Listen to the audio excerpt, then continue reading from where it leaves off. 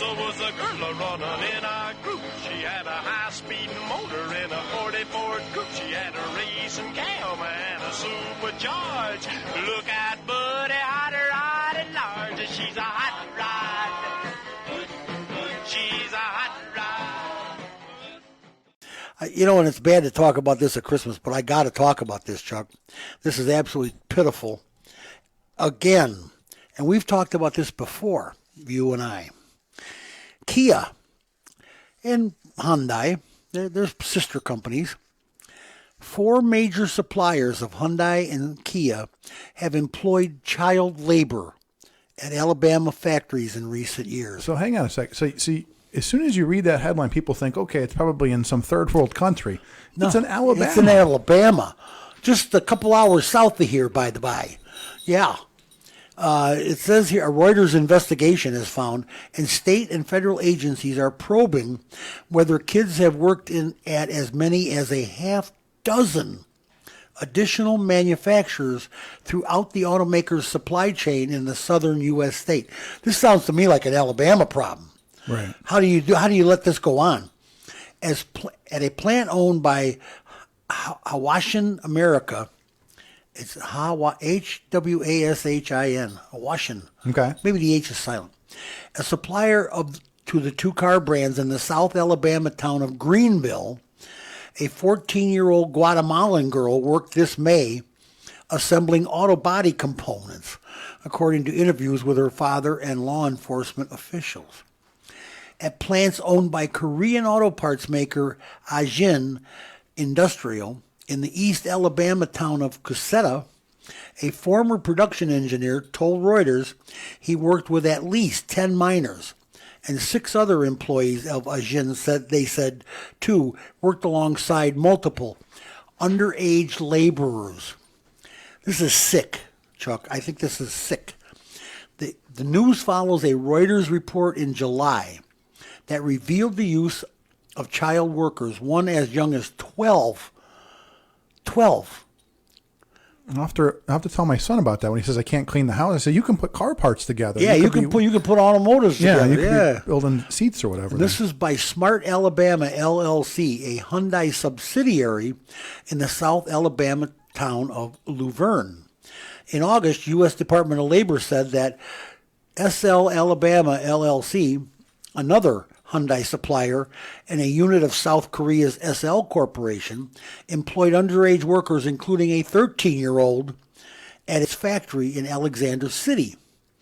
Since then, as many as 10 Alabama plants that supply parts to Hyundai and Kia have been investigated for child labor by various state and federal law enforcement or regulatory agencies, according to 2 people familiar with the probes. So this isn't... You can't do this. You can't. This has got to stop. Okay, so think about this for a second, though, because you mentioned the one girl is Guatemalan. So you have a scenario where in this country we're desperate for labor. It's like places now you just walk in, get hired on the spot. Oh, absolutely. Everybody's hiring. And so now we've got a problem of people coming into this country that are, undocumented. They have forged documents. So I could be a 14-year-old girl and say, well, I'm an 18-year-old girl. I'm a 22-year-old girl. Well, and so you've got that. You could. And so that's the question is, going back to this idea of we have this isn't just happening in the car industry. This is happening in probably every industry right now. Well, I don't understand why it's Kia and Hyundai and it's not everybody else that buys. Doesn't anybody else buy parts from these people? Right. The same, maybe there was our subsidiary plants and they only make parts. Remember, they're doing Hyundai and Kia. We had that on-demand model where it was literally, everybody does that. We're Ford, everybody, where it's like you're going to make X number of seats today. We need X number of parts because they don't want to sit on parts of the factory. So they have this whole on-demand model that got completely screwed up during the pandemic and lockdown. Model, it didn't work. Yeah. So it was, you're going to make us X number of seats a day. We're going to use X number of seats. They didn't want to sit on excess inventory.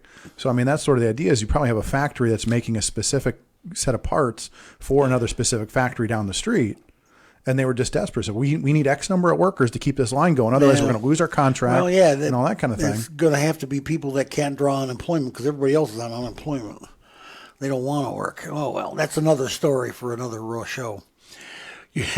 I just think that hiring kids, especially in a factory setting, that just reeks of China. Well, and I think you're probably... You know what I'm saying? That you always hear that crap about China. But you probably have somebody, just like in the last story about one guy that was changing documents. You probably got one person that gets some hiring bonuses or something for keeping the, hiring people. They said, okay, well, she looks underage, or they look, I'm just going to change their 14 to an 18. Yeah, because I'll get my bonus. I'll get my bonus, and we'll keep the line going, and... what's it going to hurt? Who's going to know? Well, it's going to hurt if you deal with a kid. Come on. I got to get this out of my system. I gotta say that Alabama, I'm sure that it's happening in other states. At least I would think it is. But these are all suppliers of Hyundai and Kia and special companies. I don't think they supply anybody else. I get that impression. Right. And I think Hyundai and Kia acknowledge this, and I think they condone it. Because they have it in Korea. They were caught with very young people working there. Well, right. And we talked, we were talking before the show about cobalt mining and things like that. And I think, this goes back to the idea of, your company, whether you're making tennis shoes or cars or whatever, you have a responsibility to work down your supply chain. And it's far too often, at the end of the day, the top of the supply chain, they talk to different people. There's all these layers between the company and the kids in the mines, the kids working at the factory. The guys in the pearly gates or pearly towers don't know what's going on. Well, and they don't want to know. And that's the question. That's the thing. How many times do the heads of those companies go, I'm going to do a surprise inspection on a factory, a mine? They don't want to know. Right. No. I mean, that's the whole thing. And that way, that's the whole thing about plausible deniability. You can sit there at the headquarters and go, we had no idea. Because if you did know, that's a whole different problem for you. Didn't we talk about cobalt mining also before the show? We were talking about something. So I said we were talking about cobalt mining, where they on paper they say this is a mine that's completely 100% mined by equipment. There's no humans here, and then somebody did an investigation. And I'll just plug Joe Rogan. A guy was on Joe Rogan. I'll tell you, we can look up more about it later. But so there was a Joe Rogan from the other day where he was talking to a reporter that went into the mines, and he got video of hundreds and thousands of people, a lot of them kids. These are the mines that they tell you are supposed to be mined just by equipment. There's no bodies in there. And he goes in there, and there they are. I've seen stories and read stories about Africa and the kids mining lithium and that kind of stuff. Well, and so his point was, this isn't like it's all over the world. This is isolated to a small area in the Congo where you can get a small team of people from whatever company, whatever agency could go in there and go, this is where the mines are. Let's look around. Let's see, just do an inspection, see what's going on. But it's tearing up our planet. Right. They're digging massive holes. Here, we'll get started on this electric thing because we're going to talk about the year gone by. Chuck and I got some things that we talked about all year. I mean, we've had some big shows, we've had some big news and some little news, but I think the biggest thing is the electric vehicle, and the fact that the new electric vehicles that's fine, they don't run on automobile gas, but they're not green. Well, and so you have this opportunity before it's too late to step back and go, how can we before we make everybody buy an electric car, before everybody goes out and buys one, how can we make this process? We're starting at the ground level right now. Only a handful of people in electric cars. Well, how do we get this process started so that it is green, so that it is safe, so it isn't kids digging up cobalt in the Congo? Yeah, we need to make the batteries out of something else is what we need to do.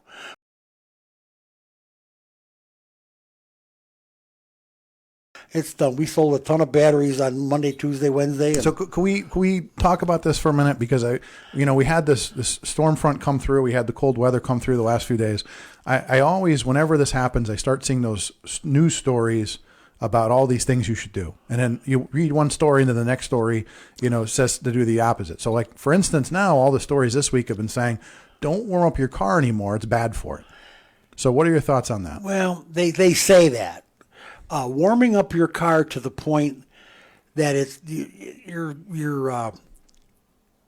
coolant is circulating. In other words, the thermostat is starting to open. Right. Is not a problem. Well, so here's where they're at now. But they put in all these electric heated seats and all that heated steering wheel so that you can get in the car and just run out and go. You've got to defrost the windows. You can't go anywhere anyway. Well, and so here's what they're saying. They're saying now we've gone from, it used to be 5-10 minutes. Now it was like 5 minutes. Now we're down to 30 seconds. They literally say, jump in, 30 seconds and go, which I don't like. I mean, even now when it's 10 below zero, I can't imagine.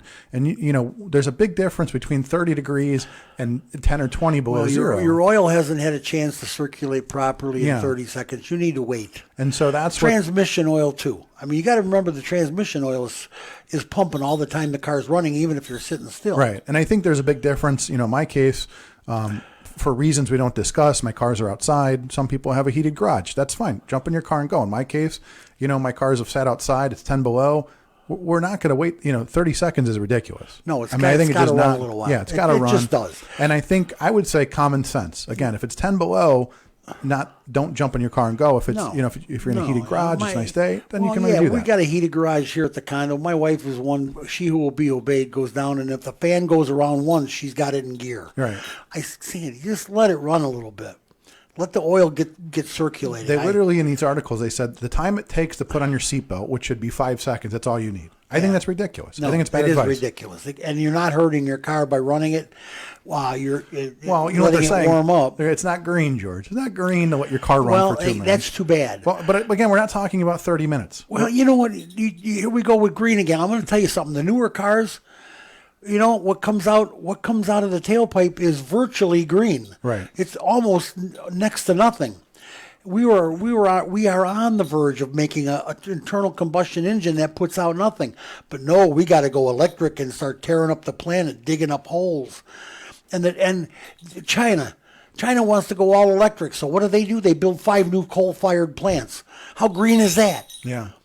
That's the whole idea, is to get away from that kind of stuff. For those of you listening on the radio, wondering why George gets worked up and you hear the jingle bells, that's because he's wearing a jingle bell hat. Every time he gets worked up. Yeah, every time the car guy gets worked up, an angel gets his wings. An angel gets their wings, yeah. But, okay, so besides the warming up thing, so what else, what other kind of advice? I know people used to always tell me, you know, put a couple little, put a candle in your car, put a blanket in your car. You know, it's probably not a bad idea. I don't know how far you drive to work, or you need to assess your situation, right, and decide, well, what if I got stranded on the highway? What if I got stranded on the way to work? What about my grandfather used to swear by kitty litter. As soon as the winter came, he always had kitty litter in his car. I know guys that do that, but now these new front wheel drive cars don't have as big a problem. Okay. And it's really, you know, it's not like it used to be. So if you had to pick, like, say 5 things. So, like, the first thing I'm thinking of is, you know, I always see people stuck on the side of the road. They're using like their little ice chipper to clean out the front of the. So I would say the first thing would be,